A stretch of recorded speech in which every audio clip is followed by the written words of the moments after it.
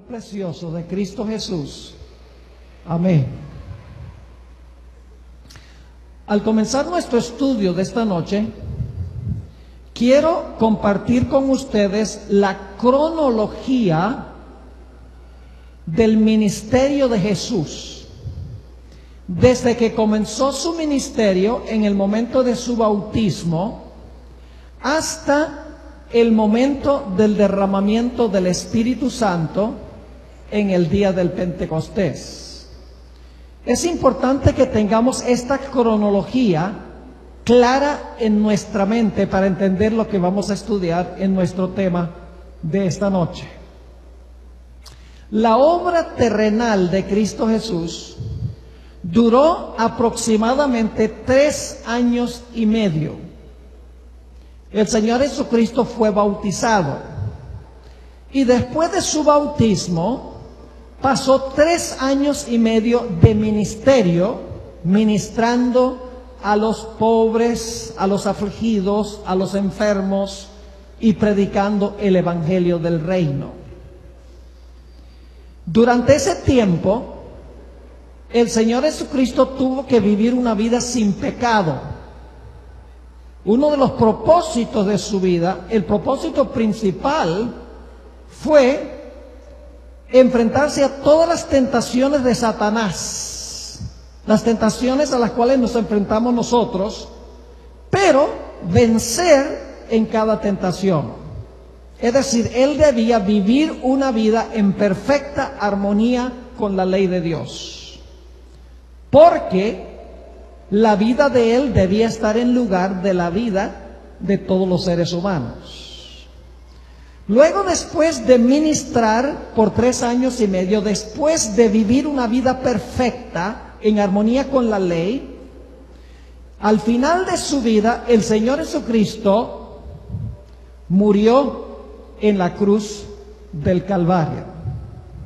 Y el propósito de su muerte en la cruz fue pagar la deuda de todos los seres humanos que jamás hayan existido en el planeta Tierra. Es decir, su vida fue en nuestro lugar y su muerte fue también en nuestro lugar. Y luego, al tercer día, el Señor Jesucristo resucitó de los muertos. Todo esto abarca los 3 años y medio de su ministerio terrenal. Empezó su ministerio, ministró por 3 años y medio, hacia el final de los 3 años y medio murió, luego el tercer día resucitó. Estas 3 etapas se hallaban anunciadas por el santuario. En el campamento, él vivió su vida perfecta. En el atrio, en el altar, sufrió la muerte. Y en el lavacro, pasó por su resurrección. Ahora, después que Jesús resucitó, pasó 40 días en esta tierra con sus discípulos. Y la Biblia nos dice que durante esos 40 días, el Señor Jesucristo le habló a sus discípulos sobre las cosas concernientes al reino de Dios. Es decir, durante esos 40 días, después de la resurrección, el Señor Jesucristo le dio instrucciones a sus discípulos antes que Él se fuera al cielo.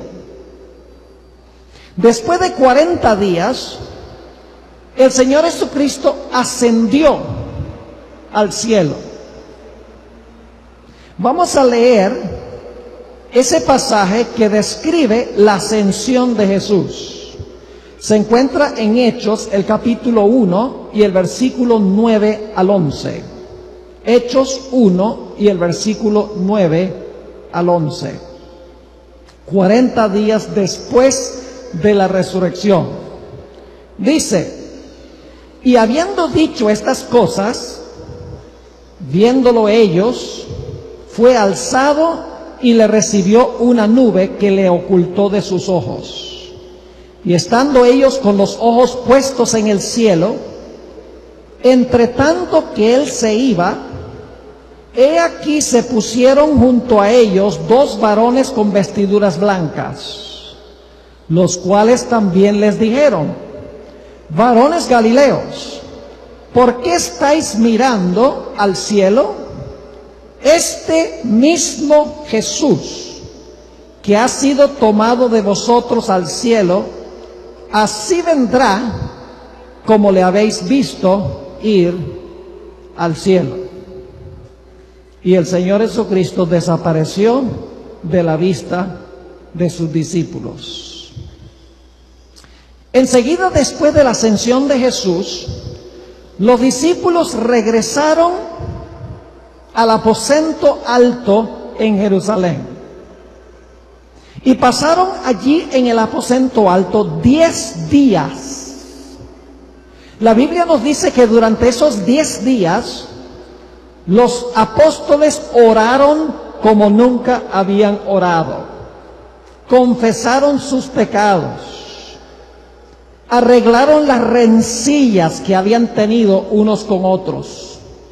Estudiaron las profecías como nunca las habían estudiado antes. Pusieron todas sus propiedades a disposición de la obra y fueron vaciados del yo, en preparación para recibir el Espíritu Santo. Vamos a repasar entonces la cronología para que la tengan clara. Jesús, durante 3 años y medio, vivió una vida en perfecta armonía con la ley. Al final de los 3 años y medio, el Señor Jesucristo murió. Al tercer día, después de su muerte, resucitó. Después de su resurrección pasó 40 días con sus discípulos hablándoles sobre las cosas concernientes al reino de Dios. Después de los 40 días ascendió, los discípulos volvieron al aposento alto y pasaron 10 días orando, estudiando, reconciliándose, poniendo sus propiedades a disposición de la obra, preparándose para recibir el Espíritu Santo. Y luego, después de esos 10 días, se derramó el Espíritu Santo en el día del Pentecostés. Es decir, el Espíritu Santo se derramó exactamente 50 días después de la resurrección de Cristo. 40 días que pasó en la tierra y luego 10 días más antes del derramamiento del Espíritu Santo. Ahora surge una pregunta muy importante y es: ¿qué estaba haciendo Jesús en el cielo durante esos 10 días? Sabemos que los discípulos estaban orando, estudiando, reconciliándose unos con otros, poniendo sus propiedades a disposición de la obra, vaciados del yo. Pero durante esos 10 días que los apóstoles estaban en el aposento alto, ¿qué estaba haciendo Jesús en el cielo entre cuando ascendió y cuando se derramó el Espíritu Santo? De eso quiero hablar específicamente esta noche. Ahora quiero que notemos quiénes estaban presentes en el aposento alto. Se mencionan sus nombres. Vayan conmigo a Hechos, el capítulo 1 y el versículo 13. Estos son los que están presentes allí en el aposento alto durante esos 10 días y que luego reciben el Espíritu Santo. Dice allí en Hechos 1:13: y entrados subieron al aposento alto, donde moraban Pedro, número 1, y Jacobo, número 2, Juan, número 3, Andrés, número 4, Felipe, número 5, Tomás, número 6, Bartolomé, número 7, Mateo, número 8, Jacobo, hijo de Alfeo, número 9, Simón el Celote, número 10, y Judas, hermano de Jacobo, número 11. ¿Faltaba alguien? Faltaba el apóstol número 12. ¿Qué pasó con el apóstol número 12 que no estaba presente allí? En los versículos 18 y 19, que no los voy a leer porque conocemos la historia, el apóstol Pedro se paró y explicó por qué no estaba presente Judas Iscariote. Contó la historia del suicidio de Judas.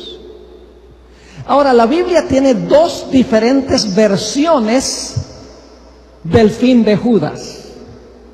Y algunas personas dicen, las dos historias no se pueden reconciliar. Porque en los evangelios dice que Judas fue y se ahorcó. Pero en Hechos, el capítulo 1 dice que Judas cayó una gran distancia y dice que se le explotó el estómago y se le salieron las entrañas. Entonces la gente dice, ¿cómo fue que murió Judas? ¿Murió suicidado o se cayó y se le explotó el estómago y se le salieron las entrañas? Aquí es que yo doy gracias a Dios por el don profético a través del espíritu de profecía. Elena White lo explica de una forma tan sencilla. Ella dice que Judas era el más pesado de todos los apóstoles, el más alto, era corpulento. Y dice ella que Judas intentó colgarse en una rama que sobresalía por encima de un barranco. Y dice ella que la soga estaba allí en esa rama y Judas se puso la soga al cuello y saltó de la orilla, y como su cuerpo era tan pesado, la rama se rompió y Judas cayó al precipicio una larga distancia, y cuando cayó al suelo parece que cayó en el estómago y se le abrió el estómago y se le salieron las entrañas. Es una forma sencilla de explicar los dos pasajes. No hay contradicción. Tenemos que entender los dos pasajes juntos. Es decir, Pedro ahora se para y dice, la razón por la cual no tenemos el apóstol número 12 es porque Judas, que estaba con nosotros, que era el apóstol número 12, se suicidó. Y entonces Pedro, después de relatar la historia del suicidio de Judas, dice a los que están reunidos, tenemos que elegir un sucesor en lugar de Judas. Tenemos que elegir a alguien que tome el lugar de Judas, porque tiene que haber 12 apóstoles. 11 no es suficiente, tiene que haber 12. Ahora, ¿por qué es que Pedro sintió que era tan urgente nombrar a un sucesor en lugar de Judas? La respuesta es muy sencilla. Durante esos 40 días que Jesús pasó con los discípulos después de la resurrección, les explicó las profecías que hablaban de Judas y profecías que decían que era necesario elegir a un sucesor. Noten lo que dice en Hechos 1, el versículo 16, y luego saltamos al versículo 20. Hechos 1 y el versículo 16. Aquí está hablando el apóstol Pedro. Varones hermanos, era necesario que se cumpliese la escritura en que el Espíritu Santo antes por boca de David habló acerca de Judas. Fíjense que él dice, David escribió en cuanto a quién. 1000 años antes David escribió en cuanto a Judas. Y luego dice Pedro, porque está escrito en el libro de los Salmos. Pedro va a decir, había profecías que indicaban que Judas iba a apostatar y que era necesario nombrar a un sucesor.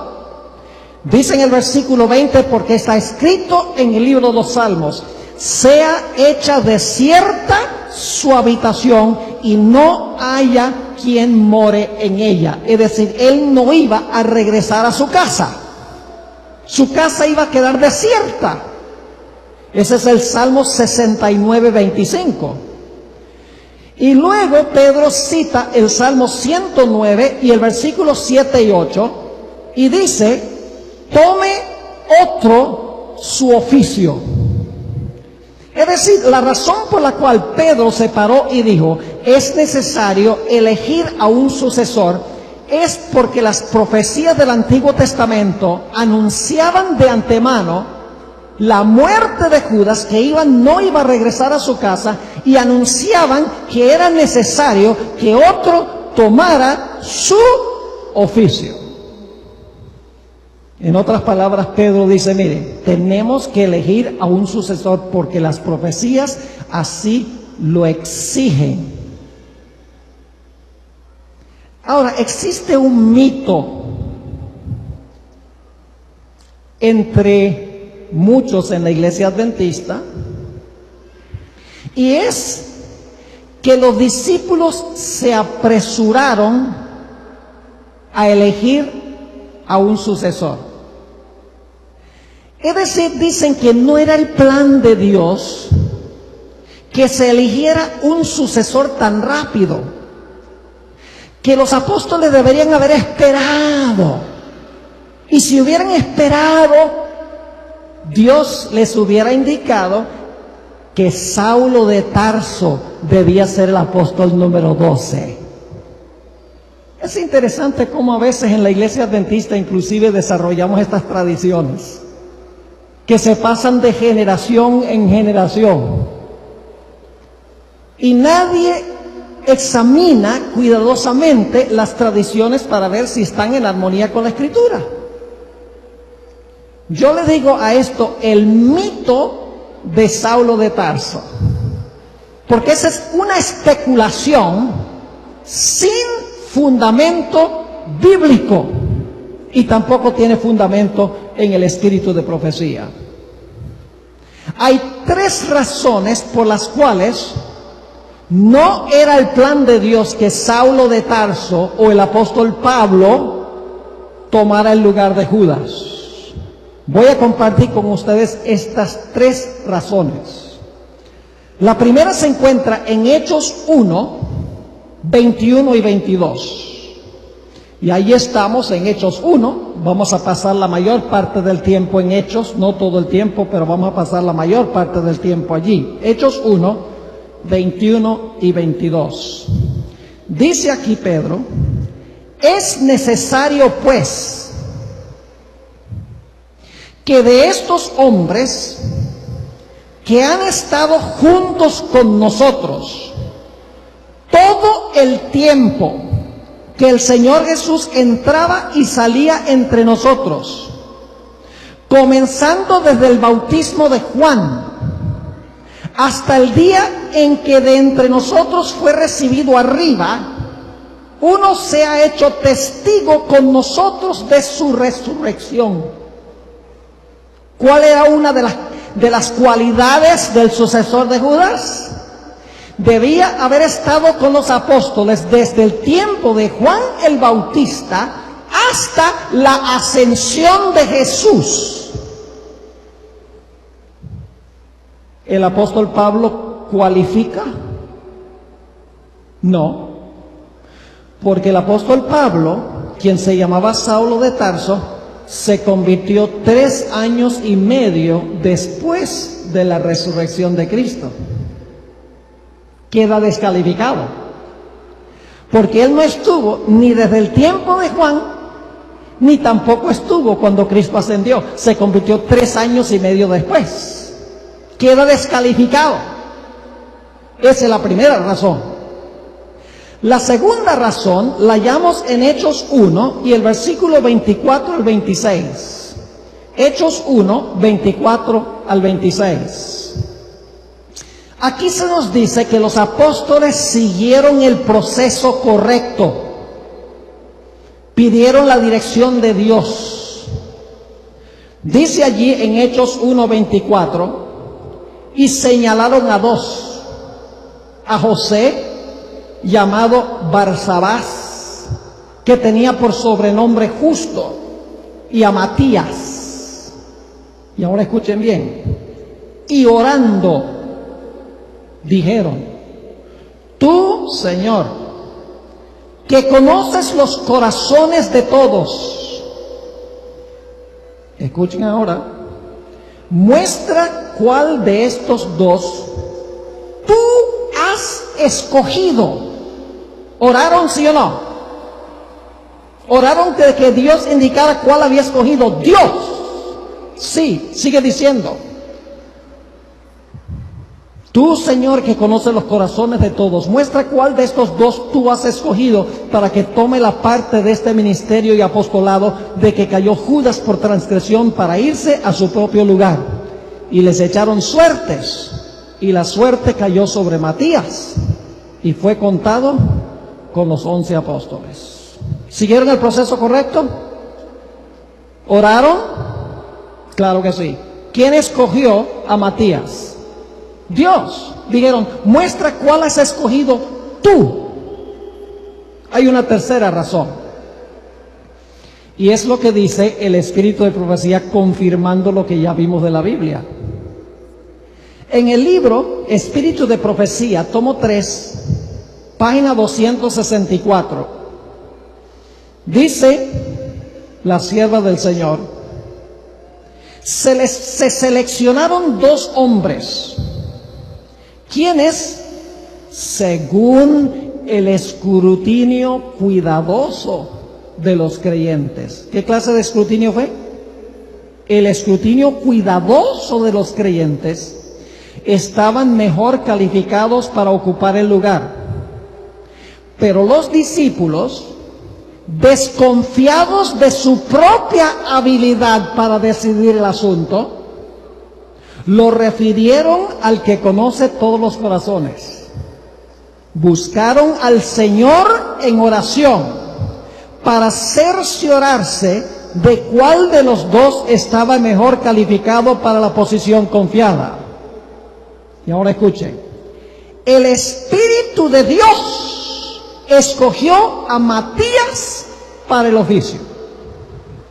¿Quién escogió a Matías? El Espíritu de Dios. Ahora, antes de terminar nuestro estudio esta noche, le voy a dar una cuarta razón que es absolutamente contundente, por la cual los apóstoles siguieron el proceso correcto. Vamos a resumir lo que hemos estudiado hasta ahora. 2 puntos principales. Punto número 1. Decidieron elegir a un sucesor de Judas porque las profecías así lo exigían. En segundo lugar, siguieron los pasos correctos en elegir al sucesor. Pero ahora necesitamos hacernos una pregunta muy importante. ¿por qué sentían ellos que era tan urgente elegir a un sucesor antes de que se derramara el Espíritu Santo en el día del Pentecostés? ¿Por qué tenían que hacerlo durante esos 10 días, específicamente antes del Pentecostés? ¿Acaso no podrían haber dicho, bueno, nosotros vamos a esperar un poco, vamos a mirar todos los candidatos, ya con tiempo, después que se derrame el Espíritu Santo, entonces vamos a sentarnos y vamos a deliberar y vamos a decidir a quién Dios quiere que nosotros elijamos? Pero no fue así. Era urgente que se nombrara un sucesor de Judas antes que se derramara el Espíritu Santo en el día del Pentecostés. Y la pregunta clave es, ¿por qué era tan necesario nombrar a un sucesor en lugar de Judas antes del día del Pentecostés? Se sabía que se tenía que elegir, las profecías lo decían, pero ¿por qué antes? La razón se halla en el significado del número 12 en la Biblia. El número 12 es de crucial importancia. 11 no estaba completo. Tenía que haber 12, porque el número 12 es de vital importancia. Noten, por ejemplo, en Hechos 1 y el versículo 17. Hechos 1 y el versículo 17 se usa una palabra muy interesante para hablar de Judas, que siempre se menciona de último en las listas de los apóstoles.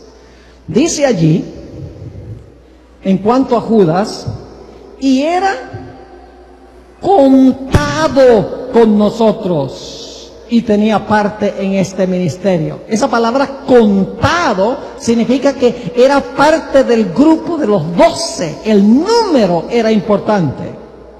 Y cuando se eligió a Matías, en el versículo 26, dice, y les echaron suertes, y la suerte cayó sobre Matías, y fue contado con los 12 apóstoles. Hay algo importante en cuanto al número. Judas estaba contado con los 12, y aquí dice que cuando eligieron a Matías, Matías fue contado con los 12. 12 era un número imprescindible. Pero surge la pregunta, ¿por qué el número 12?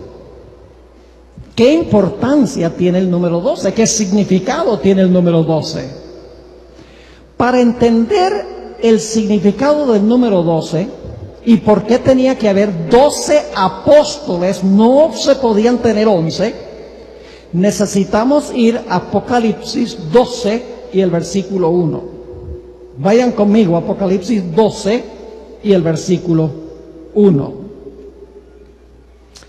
Este es un pasaje apocalíptico, lleno de símbolos, y hay que interpretar el significado de los símbolos.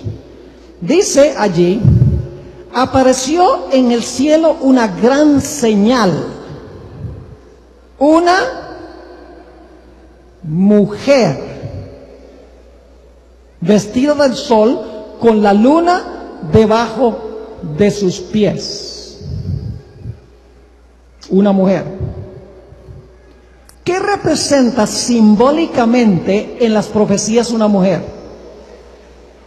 Cuando usted encuentra en las profecías de Daniel y Apocalipsis la palabra mujer, representa la iglesia fiel.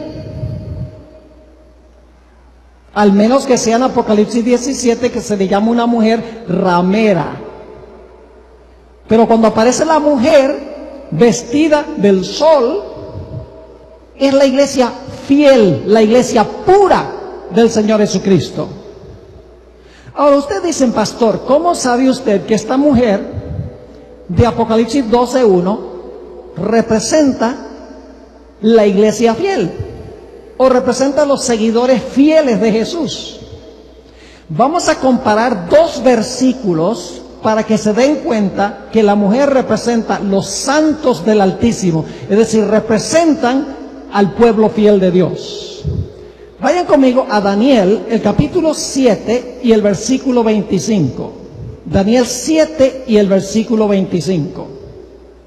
Aquí está hablando de un cuerno pequeño. Este cuerno pequeño, no tenemos tiempo de esbozar el significado, el contexto, pero les voy a decir, el cuerno pequeño representa Roma papal, es decir, representa la iglesia romana durante su periodo de dominio durante 1260 años, lo que se conoce como las edades oscuras o la Edad Media. Ahora, fíjense lo que dice en Daniel 7:25, en cuanto a este cuerno pequeño. Y hablará palabras contra el Altísimo, y a los santos del Altísimo quebrantará. Iba a perseguir a los santos, ¿verdad que sí? Y a los santos del Altísimo quebrantará. Y pensará en cambiar los tiempos y la ley. ¿Y por cuánto tiempo iba a perseguir a los santos? Dice, y serán entregados en su mano, ¿hasta qué? Tiempos y la mitad de un tiempo, que equivale a 1260 años. Cada año tiene 360 días, son 3 años y medio, multiplicado por 360.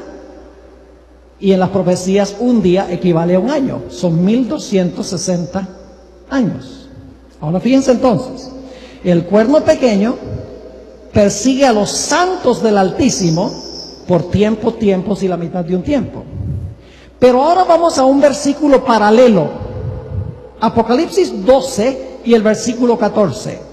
Apocalipsis el capítulo 12 y el versículo 14. Es un versículo paralelo a este versículo que leímos en Daniel, solo que se expresa en forma distinta. Dice allí, cuando vio el dragón que había sido arrojado a la tierra, persiguió ¿a quién? Persiguió a la mujer que había dado a luz al hijo varón. Y se le dieron a la mujer las 2 alas de la gran águila para que volase de delante de la serpiente al desierto, a su lugar, a donde es sustentada. ¿Por cuánto tiempo? Tiempos y la mitad de un tiempo. ¿Es el mismo periodo, sí o no? La misma expresión, tiempos, la mitad de un tiempo. Pero ahora fíjense el paralelo. En Daniel 7:25, el cuerno pequeño persigue a los santos del Altísimo por tiempos, la mitad de un tiempo. Pero en Apocalipsis 12, el dragón persigue a la mujer por tiempos y la mitad de un tiempo. ¿Qué representa entonces la mujer en estos dos textos paralelos? La mujer representa ¿qué cosa? Los santos del Altísimo. ¿Lo entendieron? Repito otra vez porque es muy importante. El cuerno pequeño persigue ¿a quiénes? A los santos del Altísimo. ¿Cuánto tiempo? Tiempos, la mitad de un tiempo. El dragón persigue ¿a quién? A la mujer. ¿Por cuánto tiempo? Tiempos, la mitad de un tiempo. Es decir, los santos del Altísimo en Daniel 7:25 representan lo mismo que la mujer en Apocalipsis 12 y el versículo 14. ¿Qué representa entonces la mujer? Representa a los santos del Altísimo. Representa a la iglesia fiel, que fue perseguida durante este periodo de 1260 años. Pero ahora necesitamos hacernos una pregunta. Apocalipsis 12:1 ve a esta mujer vestido del sol, con la luna debajo de sus pies, que ya hemos visto representa a la iglesia fiel, representa a los santos del Altísimo. Ahora mi pregunta es esta: ¿qué etapa de la iglesia se describe en Apocalipsis 12:1 con esta mujer? ¿Será la iglesia del Antiguo Testamento o será la iglesia del Nuevo Testamento? Dice, pastor, nunca nos han hecho esa pregunta. Esta mujer en Apocalipsis 12:1 Representa la iglesia fiel de Cristo. Pero ¿es la iglesia fiel del Antiguo Testamento o es la iglesia fiel del Nuevo Testamento? En realidad, hermanos y hermanas, no cabe duda que representa la iglesia fiel del Antiguo Testamento. Y ustedes dicen, ¿pero por qué, pastor? Es muy sencillo. Porque en el siguiente versículo dice que la mujer está embarazada y tiene un bebé en su vientre. ¿Y quién es ese bebé? ¿Quién es ese hijo varón que tiene la mujer en el vientre? Cristo Jesús. Ahora les voy a hacer una pregunta tonta. ¿Quién existe primero? ¿La mujer o el niño que nace de la mujer? Yo les dije que era una pregunta tonta. ¿Quién existe primero? ¿Un bebé que nace o la mamá? La mamá, claro que sí. Yo pregunto, ¿la iglesia existió antes que naciera Jesús? Lo dice aquí. Porque dice que la mujer ya existe cuando el bebé lo tiene en el vientre. Yo pregunto, ¿el Señor Jesucristo nació de la iglesia del Antiguo Testamento? ¿Fue Jesús descendiente de Abraham, sí o no? ¿Era Jesús descendiente de David, sí o no? Tenía una larga lista de antecesores en la Biblia, en el Antiguo Testamento, que trajeron al Mesías al mundo, ¿sí o no? Sí. Así que en Apocalipsis 12:1, la mujer representa la iglesia del Antiguo Testamento. Pero ahora escuchen, más adelante esta misma mujer, después que el niño nace y es arrebatado a Dios y a su trono, es decir, asciende al cielo, entonces se lanza el dragón en contra de la mujer y la mujer huye al desierto por 1260 años. ¿Cuál iglesia es esa ya? Esa ya es la iglesia ¿de qué? La iglesia del Nuevo Testamento. Porque el niño que nació ascendió y luego la mujer huye 1260 años. Es decir, esta mujer representa la iglesia fiel de Dios en el Antiguo Testamento y el Nuevo Testamento. Ahora escuchen. En Apocalipsis 12 y el versículo 1 dice que esta mujer tenía una corona de 11 estrellas.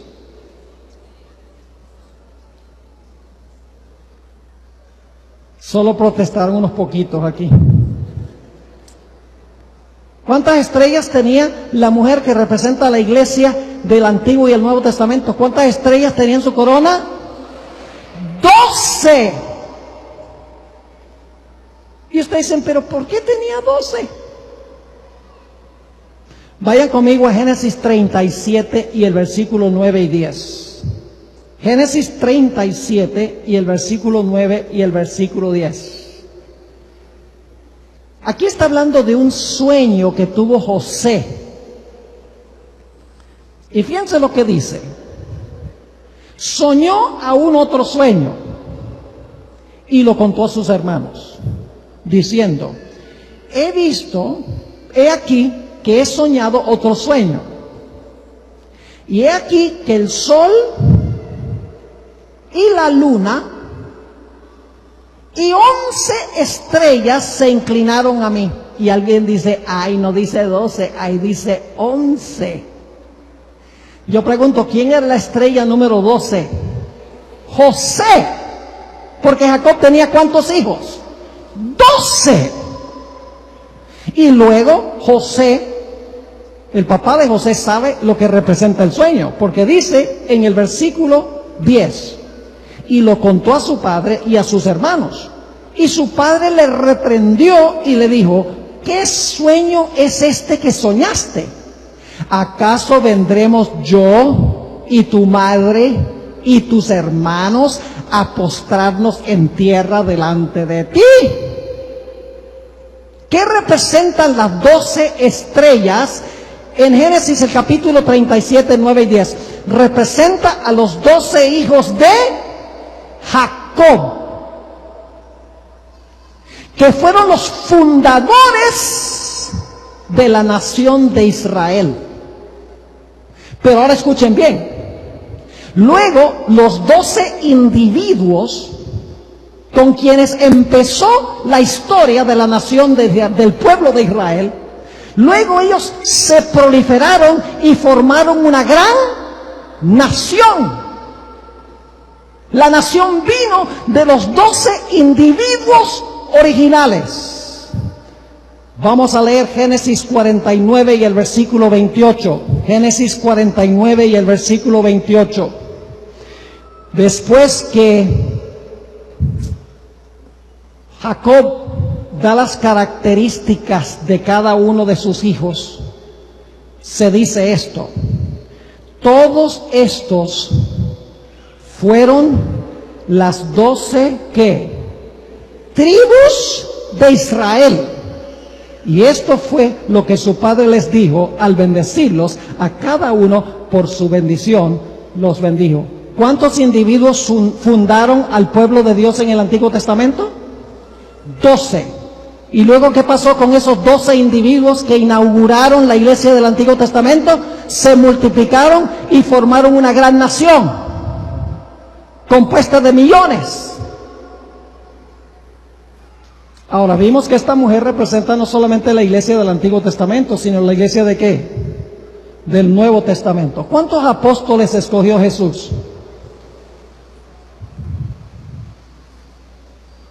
Jesús se sentó y dijo, a ver, número 1. 12, me gusta el 12. ¿Así fue? No. La elección de 12 fue intencional. Porque el número 12 representa al pueblo de Dios. Y había que elegir 12 para fundar la iglesia del Nuevo Testamento, como había 12 que fundaron la iglesia del Antiguo Testamento. Nota lo que dice Marcos el capítulo 3 y el versículo 14 al 19. Marcos 3, 14 al 19. Dice aquí, hablando de Jesús, y estableció a 12. ¿Quién estableció 12? Ahora fíjense que no dice que escogió a 12. No dice que escogió a 12. Porque hubo uno que Jesús no escogió, se ofreció. ¿Quién fue ese? Judas. ¿Saben que el individuo que dijo a Jesús, yo te seguiré? Jesús le dice, así, las aves tienen nido y las zorras tienen cuevas, pero el Hijo del Hombre no tiene dónde recostar la cabeza. Es decir, si tú crees que me vas a seguir por algún beneficio económico, olvídate de eso. Es decir, aquí no dice que Jesús escogió 12, sino que estableció 12. Ahora fíjense, dice, estableció a 12 para que estuviesen con él y para enviarlos a predicar. Y que tuviesen autoridad para sanar enfermedades y para echar fuera demonios. Y luego da los nombres.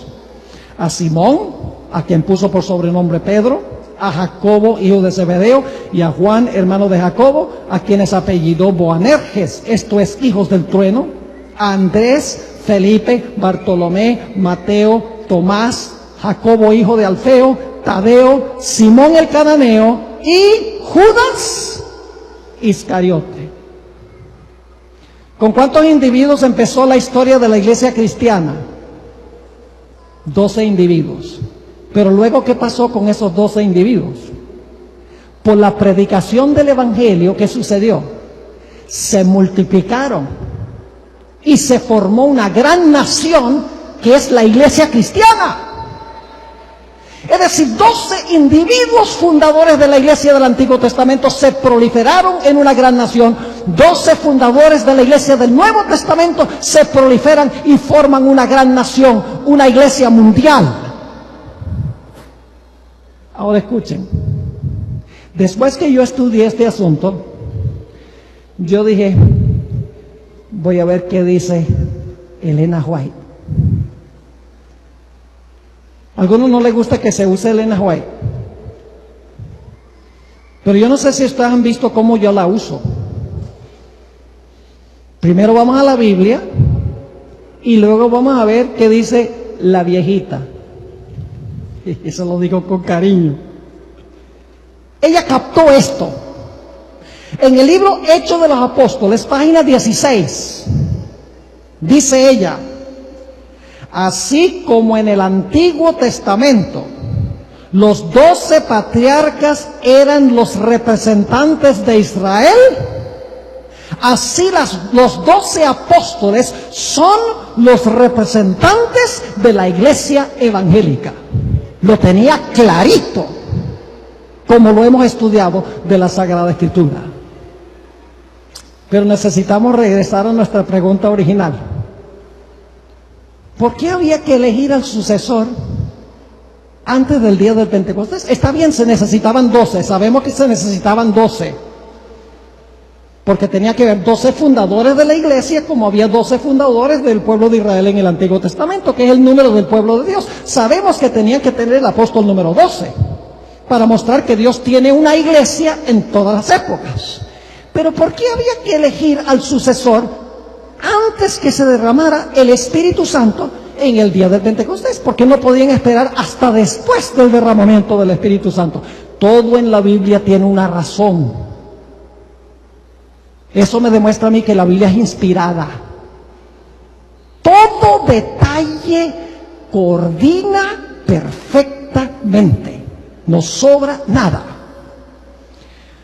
Para responder a esta pregunta de por qué había que elegir al sucesor de Judas antes del día del Pentecostés, necesitamos entender qué pasó con Jesús durante los 10 días que los apóstoles estaban en el aposento alto. Recuerden que durante los 10 días en la tierra los apóstoles estaban orando, estaban estudiando, estaban reparando las rencillas, estaban poniendo sus propiedades a disposición de la obra, estaban siendo vaciados del yo, preparándose para el Espíritu Santo. Pero la pregunta es, ¿qué estaba sucediendo con Jesús durante esos 10 días? Para entenderlo, necesitamos ir al Levítico 8 y el versículo 6 al 12. Aquí está la profecía. Algunos cristianos dicen, yo soy cristiano del Nuevo Testamento. No existe tal cosa como un cristiano del Nuevo Testamento. Existen cristianos bíblicos. Si usted no tiene el Antiguo Testamento, no puede entender nada de esto. Porque hay que tomar los pasajes proféticos y ver cómo se cumplieron en Jesús. Fíjense lo que dice Levítico 8, 6 al 12. Está hablando de algo que hizo Moisés con Aarón para que Aarón pudiera comenzar a funcionar como sumo sacerdote en Israel. Es decir, esto está hablando de la investidura de Aarón para poder servir como sumo sacerdote en el santuario. Y noten lo que dice. Y dijo Moisés a la congregación: esto es lo que Jehová ha mandado hacer. Entonces Moisés hizo acercarse a Aarón y a sus hijos y los lavó con agua. Y ahora escuchen lo que hace Moisés con Aarón. Dice, y puso sobre él ¿qué? La túnica. Moisés está vistiendo a Aarón, pieza por pieza, y puso sobre él la túnica, y le ciñó con el cinto. Le vistió después el manto, y puso sobre él el efod, y lo ciñó con el cinto del efod, y lo ajustó con él. Luego le puso encima el pectoral, y puso dentro del mismo los Urim y Tumim. ¿Qué está haciendo Moisés? Está vistiendo a Aarón como sumo sacerdote pieza por pieza para que pueda servir como sumo sacerdote. Sigue diciendo, después, versículo 9, después puso la mitra sobre su cabeza y sobre la mitra enfrente puso la lámina de oro, la diadema santa, como Jehová había mandado a Moisés. ¿Qué hizo Moisés? Antes que Aarón pudiera servir como sumo sacerdote en el santuario, era necesario vestirlo de sumo sacerdote. Y Moisés le puso cada pieza, cada parte de la vestimenta sumo sacerdotal, pero faltaba algo. Noten lo que sigue diciendo en el versículo 10. Y tomó Moisés el aceite de la unción y ungió el tabernáculo, porque el tabernáculo va a empezar a funcionar. Ungió el tabernáculo y todas las cosas que estaban en él y las santificó. Y roció de él sobre el altar 7 veces y ungió el altar y todos sus utensilios y la fuente y su base para santificarlos. Es decir, está santificando todo el santuario porque ahora el sumo sacerdote va a empezar su labor. Pero antes que pudiera empezar su labor era necesario hacer algo más. Versículo 12. Y derramó del aceite de la unción sobre la cabeza de Aarón y lo ungió para santificarlo. Significa para apartarlo para su función santa. Es decir, después de vestirlo como sumo sacerdote, Moisés derramó sobre la cabeza de Aarón el aceite de la unción. ¿Qué representa el aceite? El Espíritu Santo. Ahora, el Salmo 133 nos ayuda a entender esta ceremonia. Salmo 133. Y es un salmo corto y vamos a mirarlo todo.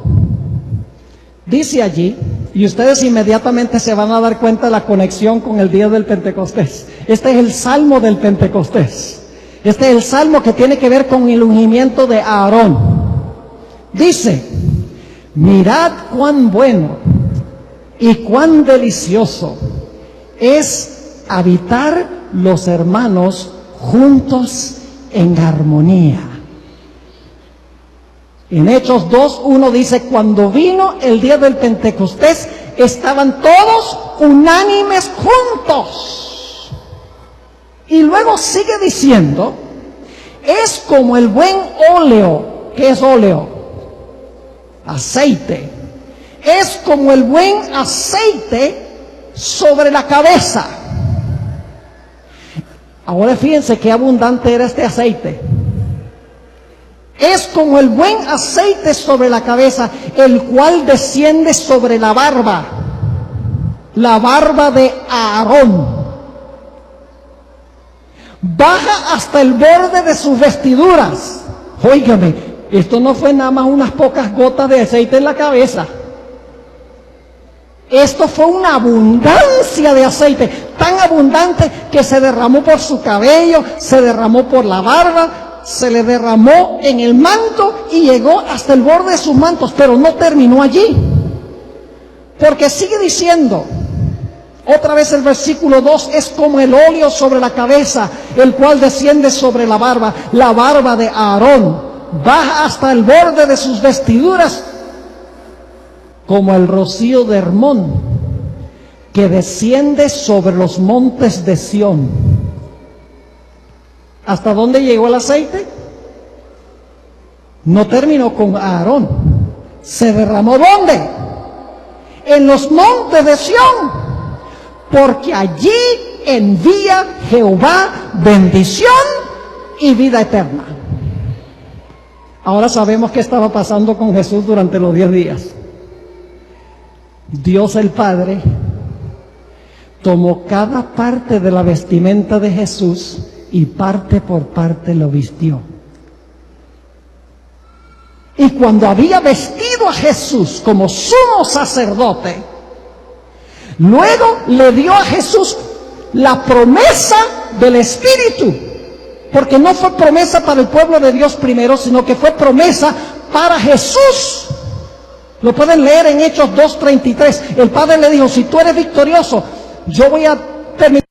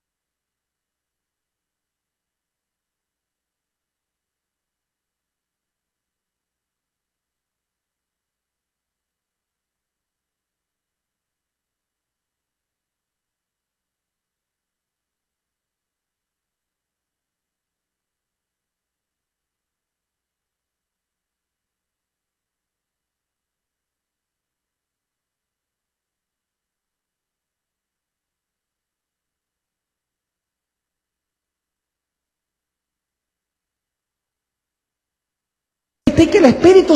Ahora bien, el punto principal de lo que venimos diciendo es que tenemos tal sumo sacerdote. ¿Qué tenemos?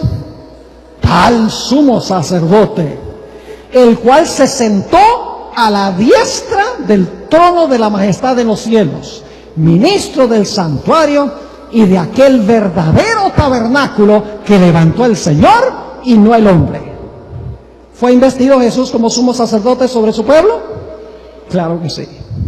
Ahora, como Aarón empezó su función de meter los pecados del pueblo al santuario, de los cuales se arrepintieron y confesaron, ahora Jesús empezó a recibir las oraciones penitenciales de su pueblo arrepentido que confiesan sus pecados para meterlos por medio de su sangre en el santuario.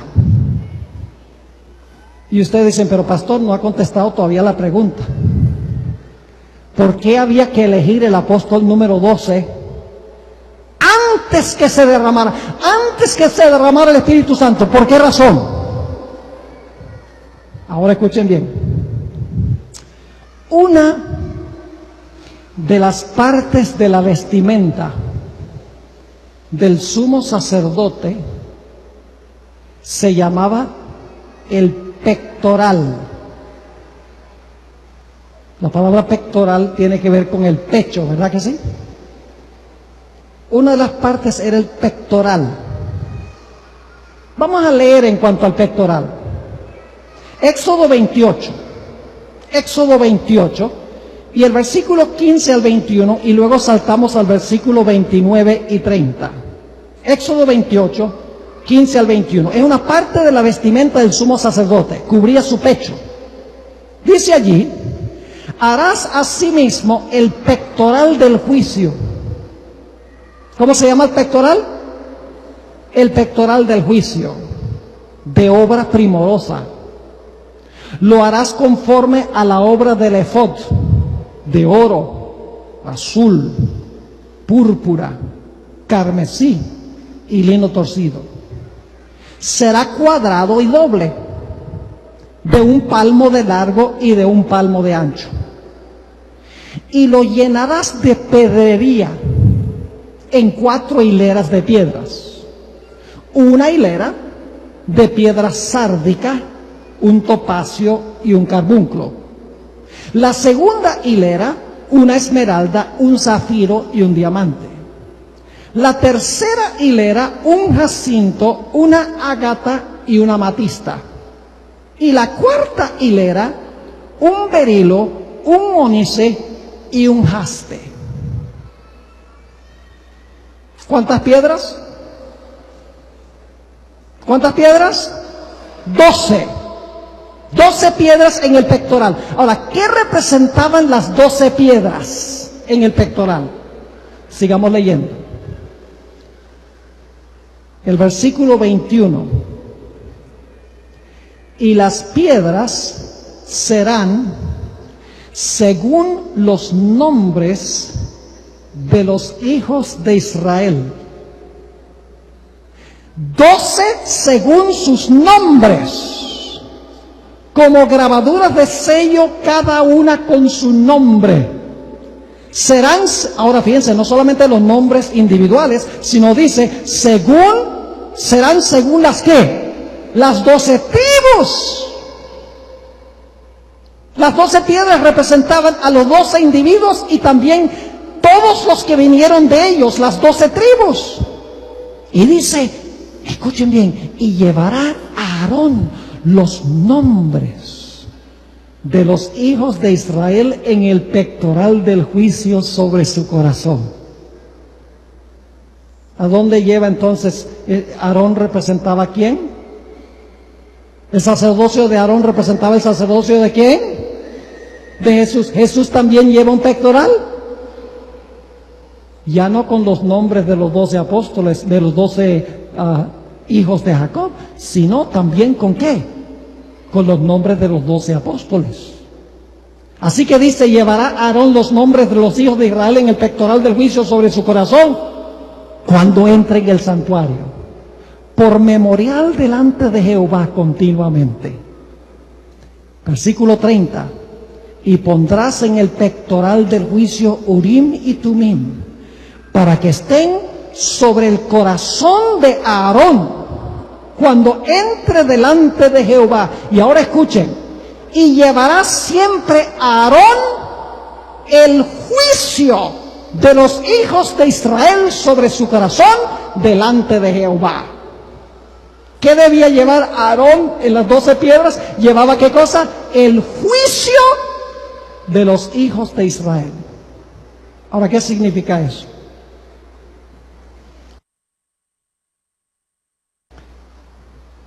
Todos nosotros somos pecadores. Y por lo tanto, ¿qué merecemos? Merecemos que la vara del juicio de Dios caiga sobre nosotros. Merecemos la muerte.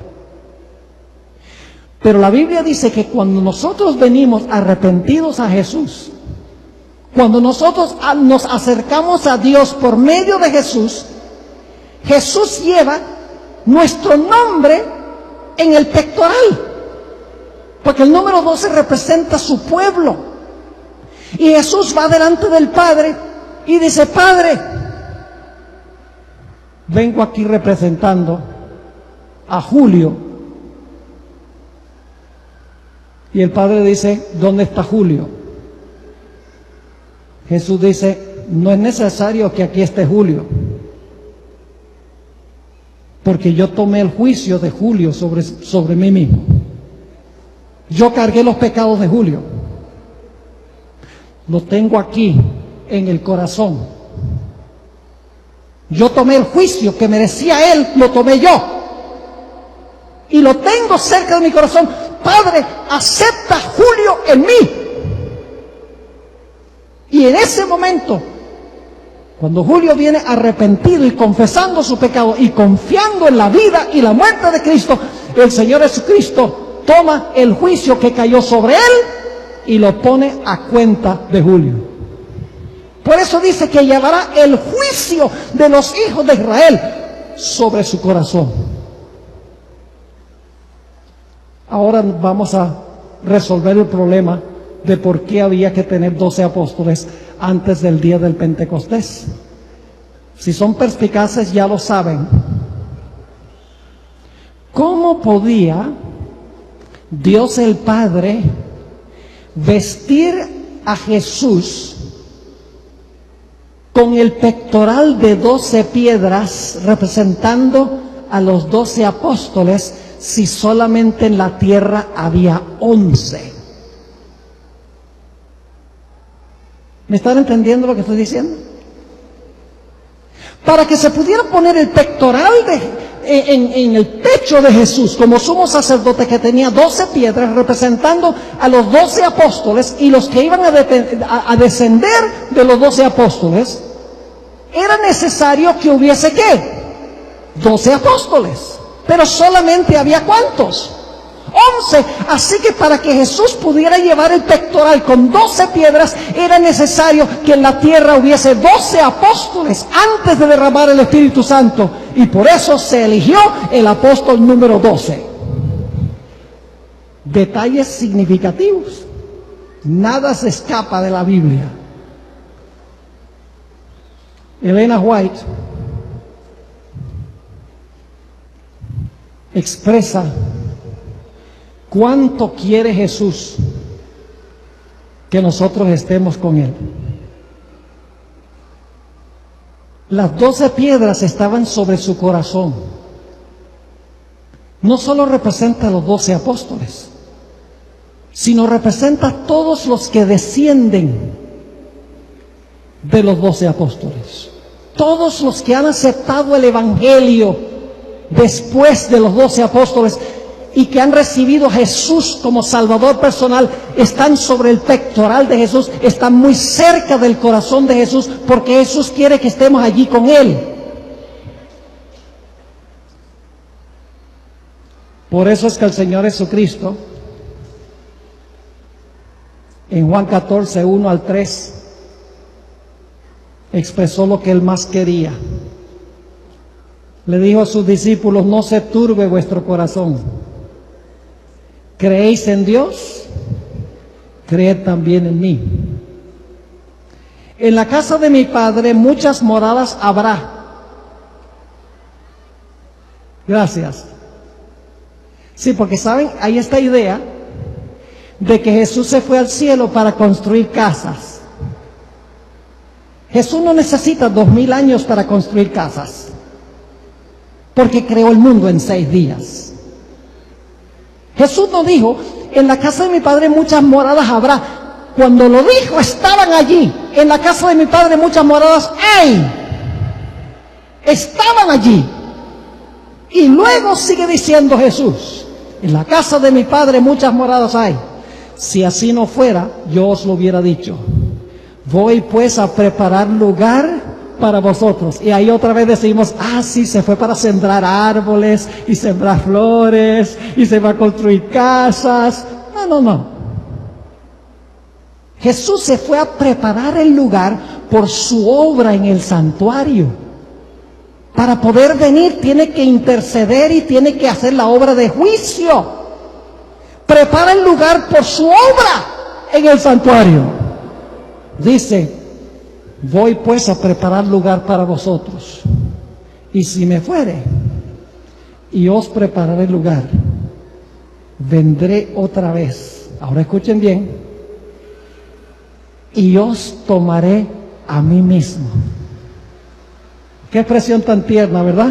Os tomaré a mí mismo, para que donde yo estoy, vosotros también estéis. ¿Qué es lo que quiere Jesús? Él quiere que nosotros estemos con Él, porque nos tiene cerca de su corazón. Un poco más adelante, cuando Jesús estaba en el Getsemaní, elevó la famosa oración de Juan 17 a su Padre y expresó de nuevo su pasión. Por eso tiene a su pueblo en su corazón. El número 12 representa a su pueblo, no solo los 12 fundadores, sino su pueblo de todas las épocas. Y en Juan 17:24, en su oración sumo sacerdotal, Jesús está orando a su Padre y dice, Padre, aquellos que me has dado, quiero que donde yo estoy, también ellos estén conmigo, para que vean mi gloria que me has dado, porque me has amado desde antes de la fundación del mundo. Padre, yo quiero que los que tú me has dado estén conmigo donde yo voy a estar. Anoche les mencioné la escena de la ascensión de Jesús. Hay un pasaje largo al cual me referí anoche y ahora lo voy a leer, porque no los puedo expresar mejor que lo expresa la escritora Elena White. Está describiendo la ascensión de Jesús. Se encuentra en El deseado de todas las gentes, páginas 773 a las 775. Expresa la pasión de Jesús. Él tomó nuestro juicio, por eso tiene el pectoral del juicio. Él dijo, para que donde yo estoy, vosotros también estéis. Él dijo, Padre, quiero que los que me has dado estén conmigo donde yo estoy. Tiene una pasión de tener a su pueblo con Él, lo tiene cerca de su corazón. Aquí está la descripción. Entonces los portales de la ciudad de Dios se abren de par en par. Y la muchedumbre angélica, que son los que acompañaron a Jesús en la ascensión, la muchedumbre angélica entra por ellos en medio de una explosión de armonía triunfante. Allí está el trono y en derredor el arco iris de la promesa. Ahí están los querubines y los serafines, que son los 4 seres vivientes. Y luego dice los comandantes de las huestes angélicas, los hijos de Dios, los representantes de los mundos que nunca cayeron, están congregados. El concilio celestial delante del cual Lucifer había acusado a Dios y a su Hijo, los representantes de aquellos reinos sin pecado sobre los cuales Satanás pensaba establecer su dominio, todos están allí para dar la bienvenida al Redentor. Sienten impaciencia por celebrar su triunfo y glorificar a su rey. Pero con un ademán, Él los detiene. Todavía no. No puede ahora recibir la corona de gloria y el manto real. Entra a la presencia de su Padre. ¿Recuerdan Apocalipsis 5:6? Está delante del trono como cordero inmolado. Aquí ella interpreta eso. Dice, entra a la presencia de su Padre. Señala su cabeza herida, su costado traspasado, sus pies lacerados. Alza sus manos que llevan la señal de los clavos. Presenta los trofeos de su triunfo. Ofrece a Dios la gavilla de las primicias a aquellos que resucitaron con Él como representantes de la gran multitud que saldrá de la tumba en ocasión de su segunda venida. Se acerca al Padre. Ustedes pueden imaginarse el suspenso. Todo el mundo está callado. Dice, se acerca al Padre, ante quien hay regocijo por un solo pecador que se arrepiente. Desde antes que fueran echados los cimientos de la tierra, y el Padre y el Hijo se habían unido en un pacto para redimir al hombre en caso de que fuese vencido por Satanás.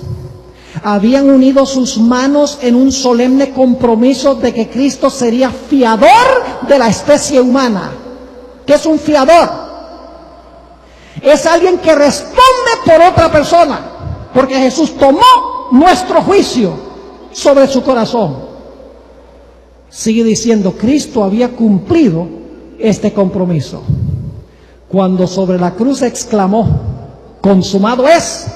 Se dirigió al Padre. El pacto había sido llevado plenamente a cabo. Ahora declara, recuerden que en el cielo todo está en silencio, es un silencio sepulcral. Dice, ahora declara, Padre, consumado es. He hecho tu voluntad. Oh Dios mío, he completado la obra de la redención. Si tu justicia está satisfecha, ¿qué cargó Jesús? La justicia. Él quería saber que Él había pagado suficiente para llevar a su pueblo. Dice, si tu justicia está satisfecha, aquellos que me has dado, quiero que donde yo estoy, ellos estén también conmigo. La pasión de Jesús, que estemos con Él. Ahora escuchen, se oye entonces la voz de Dios proclamando que la justicia está satisfecha. Satanás está vencido.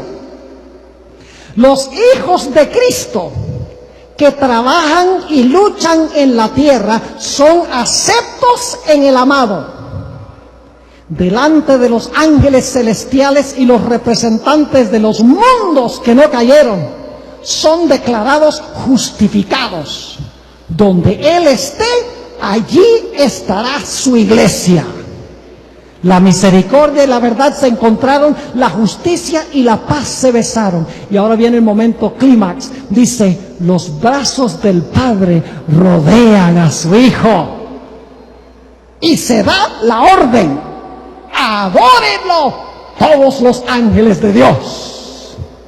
Con gozo inefable, los principados y las potestades reconocen la supremacía del príncipe de la vida. La hueste angélica se postra delante de Él, mientras que el alegre clamor llena todos los atrios del cielo. Digno es el Cordero que ha sido inmolado de recibir el poder y la riqueza y la sabiduría y la fortaleza y la honra y la gloria y la bendición. Los cantos de triunfo se mezclan con la música de las arpas angelicales hasta que el cielo parece rebosar de gozo y alabanza. El amor ha vencido. Lo que estaba perdido se ha hallado. El cielo repercute con voces que en armoniosos acentos proclaman bendición y honra y gloria y dominio al que está sentado sobre el trono y al Cordero por los siglos de los siglos. Amén. ¿Les hubiera gustado estar ahí? Ninguna palabra lo puede describir. Ella está haciendo lo mejor que puede con el idioma. Y esta es una traducción. Y ustedes deben leer antes de esto, cuando los ángeles están ascendiendo, están cantando el Salmo 24 antifonalmente. Espectacular. La pasión de Cristo es tener con Él a los suyos. Pero escuchen bien, los únicos que Jesús tiene sobre su corazón, los únicos por los cuales Él asumió el juicio y el juicio cuenta en lugar de ellos, son los que aceptan a Cristo como su Salvador personal. Es decir, tenemos que estar incluidos en Él. Ahora, algunos se preguntarán, pastor, ¿cómo es que yo puedo estar en Cristo? ¿Cómo es que yo puedo llegar a pertenecer a una de esas 12 piedras, por así decirlo, para que el juicio que sufrió Cristo cuente como si fuera el juicio mío, para que yo no tenga que sufrir el castigo? ¿Cómo es que sucede eso? La respuesta bíblica es muy sencilla. El momento en que nosotros llegamos a estar en Cristo es el momento cuando nos bautizamos, por inmersión. Mañana en la noche vamos a hablar de eso, sepultados debajo del agua. Y ustedes dicen, pero ¿por qué ese es el momento? Les voy a explicar brevemente. Yo creo que muchos, la mayoría tal vez aquí han visto un bautismo por inmersión. El bautismo con un poquito de agua en la cabeza cuando eres un bebecito, eso no cuenta. No cuenta porque tenemos que creer, tenemos que aceptar a Jesús como Salvador. Tenemos que reclamar su justicia, arrepentirnos, confesar el pecado. Un bebé no puede hacer eso. Y el bautismo es una sepultura. El bautismo no es sencillamente echar un poco de agua en la cabeza. Déjame explicar por qué razón el bautismo por inmersión es tan importante. El Señor Jesucristo, cuando estaba en la cruz del Calvario, ¿qué hizo inmediatamente antes de morir? Dejó de respirar. La Biblia dice que expiró. Significa que ya no respiraba más. ¿Y luego qué hicieron con Jesús? Fue sepultado. ¿Y luego qué pasó el tercer día? Respiró de nuevo, es decir, dejó de respirar, fue sepultado en el sepulcro, no respiraba, y entonces resucitó y volvió a respirar nueva vida con un cuerpo glorificado. Dios ha establecido una forma en que Jesús me puede incluir en Él. Los que han visto un bautismo, el pastor se para en el bautisterio y dice: yo te bautizo en el nombre del Padre, del Hijo y del Espíritu Santo. ¿Y qué es lo que la persona hace inmediatamente después de ser sepultada? Deja de respirar. ¿Y qué hace mientras está debajo del agua?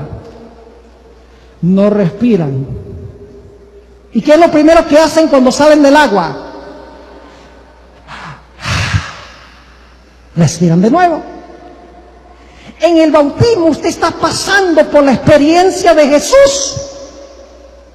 Y cuando nosotros hacemos eso, cuando pasamos por la experiencia del bautismo, dejamos de respirar, somos sepultados, respiramos de nuevo, Dios el Padre dice: te incluyo en la obra que hizo Cristo Jesús. Te considero muerto con Él, sepultado con Él y resucitado con Él. Te considero en Él.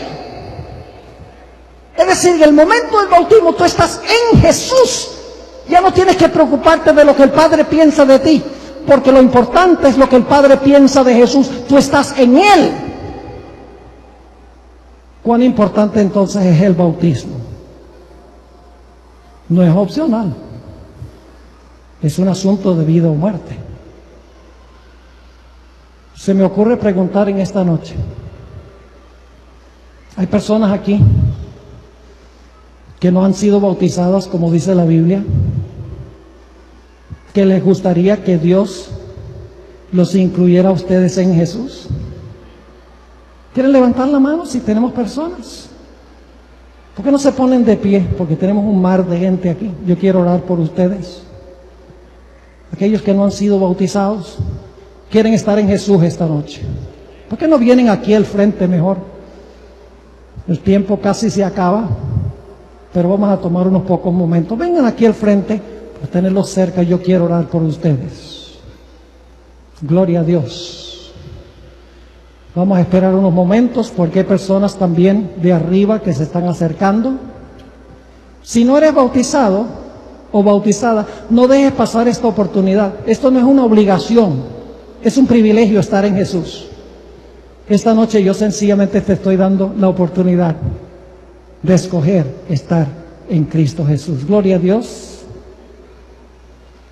Tal vez podemos escuchar un poco de música de trasfondo mientras la gente se acerca antes de tener nuestra oración en esta noche. Gloria a Dios.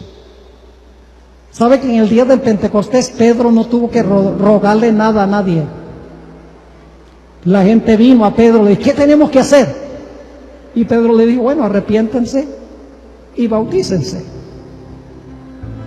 Gloria a Dios por estas almas preciosas que están respondiendo al llamado del Señor. Gloria al Señor, el Señor te bendiga. Gloria a Dios. Vamos a permitir unos pocos minutos más, que hay muchos que se están acercando. Vamos a pedirle a los hermanos y hermanas que están saliendo que tengan suprema reverencia mientras las personas se acercan aquí al frente. Gloria a Dios, gloria al Señor. Los niños también pueden venir. El Señor Jesucristo dijo: dejad que los niños vengan a mí, porque de ellos es el reino de los cielos. Los niños también pueden acercarse. No significa que se van a bautizar cuando son pequeñitos, pero por lo menos la decisión la pueden tomar. Acércate, no dejes pasar esta oportunidad. No vamos a alargar el llamado, el tiempo ya terminó prácticamente, pero tampoco quiero terminar sin que cada uno tenga la oportunidad de responder a este llamado. Gloria a Dios, gloria a Dios. Posiblemente hay algunos que ya fueron bautizados, se retiraron del Señor y quieren ahora decirle: Jesús, yo me voy a reintegrar, voy otra vez a integrarme a ti, quiero estar en ti. Si tú cabes en esa categoría, acércate también en estos momentos, porque te quiero incluir en esta oración. Gloria a Dios. ¿Alguien más? No podemos terminar porque la gente sigue acercándose aquí al frente. Gloria al Señor. Hay gozo en el cielo ahora mismo. ¿Saben que los ángeles cantan en el cielo? Hay gozo en el cielo por un pecador que se arrepiente, y aquí hay más que uno. Los ángeles están cantando en estos momentos, llenos de gozo por estas decisiones que se están tomando en esta noche. Gloria a Dios. Sigue acercándose la gente. Qué escena preciosa. Permítanme contarles una pequeña historia mientras la gente se acerca. La gente me pregunta a mí que si yo no tengo miedo de montarme en aviones. Yo viajo muchísimo en avión. Llevo solamente en la empresa American Airlines, he viajado 3 millones de millas, que son 4,5 millones de kilómetros.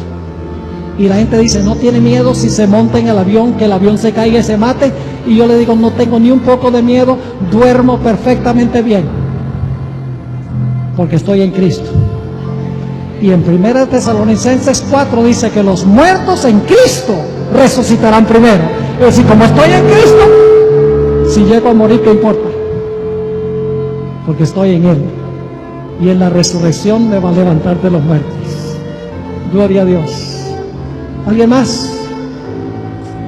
Solo unos pocos instantes y vamos a tener nuestra oración para terminar. Doy gloria a Dios por esta respuesta. Estoy muy contento de ver que han tomado esta decisión. Vamos a inclinar nuestros rostros ahora. para tener una oración. Si alguien más durante la oración quiere acercarse, unirse a ese grupo, por favor vengan, oremos. Padre Celestial, ¿cuánto nos amas tú? Nos amas tanto como amas a tu Hijo, porque estuviste dispuesto de entregarlo por nosotros. Oh Padre, gracias por mandar a Jesús. Gracias porque estuvo dispuesto de cargar el cruel castigo que merecemos nosotros.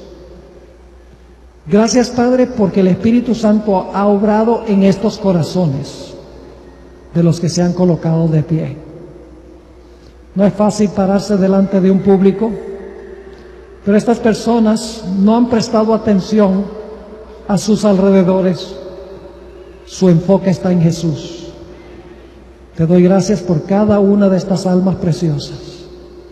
Te ruego, Señor, que tú alejes al enemigo de cada una de estas personas. No permitas que Satanás les desanime. Te ruego que muy pronto puedan sellar su pacto con el Señor Jesús a través del bautismo, para que estén en Cristo y sean aceptos en el amado.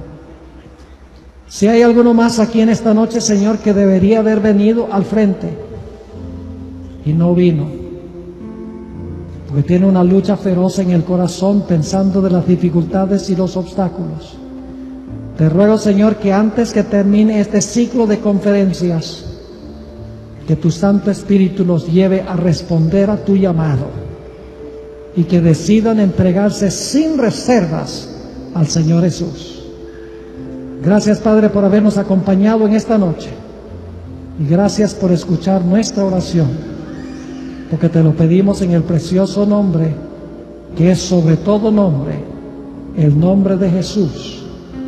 Amén. Amén. Gloria a Dios. Los felicito, el Señor les bendiga. Voy a estar orando por cada uno de ustedes. Los esperamos mañana. El tema de mañana es bautismal. Que el Señor les bendiga. Hemos sido testigos de la poderosa palabra de Dios en esta noche. La invitación es para mañana, a la misma hora, en este mismo lugar. Que Dios los bendiga y que descansen.